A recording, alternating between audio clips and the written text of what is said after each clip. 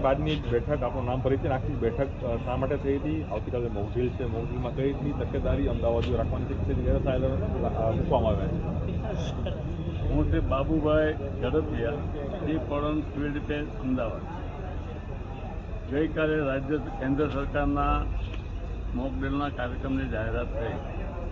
પહેલગામના બનાવ પછી પાકિસ્તાન અને હિન્દુસ્તાનનો અણબનાવની તકદીલી વધી રહી છે ત્યારે કોઈપણ માણસ પોતાની કોઈપણ દેશની સલામતી માટે વિચાર કરતો એવા અનુસંધાને ભારત દેશના વડાપ્રધાન શ્રી નરેન્દ્રભાઈ, ગૃહપ્રધાન શ્રી અમિતભાઈ, સંરક્ષણ પ્રધાન રાજનાથસિંહ અને આપણા ગૃહપ્રધાન શ્રી હર્ષભાઈની નેતૃત્વમાં નક્કી થયું કે ગમે ત્યારે યુદ્ધ કરી શકાય અથવા કરવાની ફરજ પડે તો આપણે સરહદ ઉપર તો ત્રણેય વિંગના લશ્કરો લડે છે, પરંતુ દેશની આંતરિક પરિસ્થિતિમાં શું આજના સમયમાં દેશની અંદર આંતરિક પરિસ્થિતિમાં આતંકવાદથી માંડીને કેટલાય દૂષણો છે.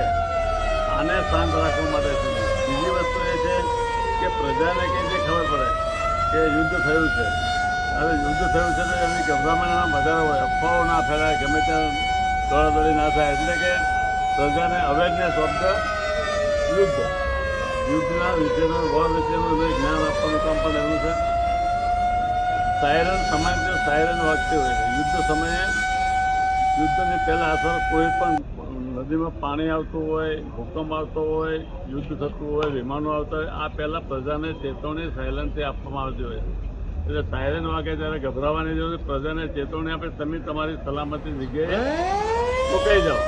કોઈ પણ પ્રકારનો એટેક થઈ રહ્યો છે, ચોમાસું તો વરસાદનો પ્રલય થતો હોય, ધરતીકંપ અમે તમે કહ્યું, આને અનુસંધાનમાં અમારી સિવિલ ડિફેન્સની વોર્ડન સેવાથી કામ કરે છે. એટલે એ લોકોને સમજણ આપે છે કે ગભરાવાની જરૂર નથી, આમાં અફવા ફેલાવવાની જરૂર નથી. આ એક આપણે બચાવ માટેનો કાર્યક્રમ છે અને આપણે પોતે કે જે બચાવ કરો, આપણા સ્વજનોનો કે જે બચાવ કરો, સમાજની સેવા કે જે એ શિક્ષણ આપે છે. પરંતુ માનો કે મુંબઈની કે અકસ્માત થઈ ગયો, અર્થિકપ થઈ ગયો, પછી પણ એ બહુ મોટી સમસ્યા હોય છે કે માલહાનિને જાનીને બચાવવા માટે પ્રયત્નો કરવા પડતા છે. એમાં અમારી સિવિલ ડિફેન્સની 12 સેવાઓમાં જે ટેકનિકલી જ્ઞાન આપવામાં આવે છે એનો ઉપયોગ કરવાનો. દાખલા તરીકે કોઈ ઝાડ પડી ગયું છે તો ફોરેસ્ટ ઓફિસરને બોલાવી ફોરેસ્ટની ટીમ આવીને કાપી જાય. કોઈ બીમાર પડીને પડી ગયું છે તો 108 બોલાવીએ. કોઈ જગ્યાએ આગ લાગી છે તો ફાયરને બોલાવીએ. આમ અમારી 12 સેવાઓ જે છે એને સંતોષ કામ કરવા માટેની જાણકારી કરવા માટે મોકલીનો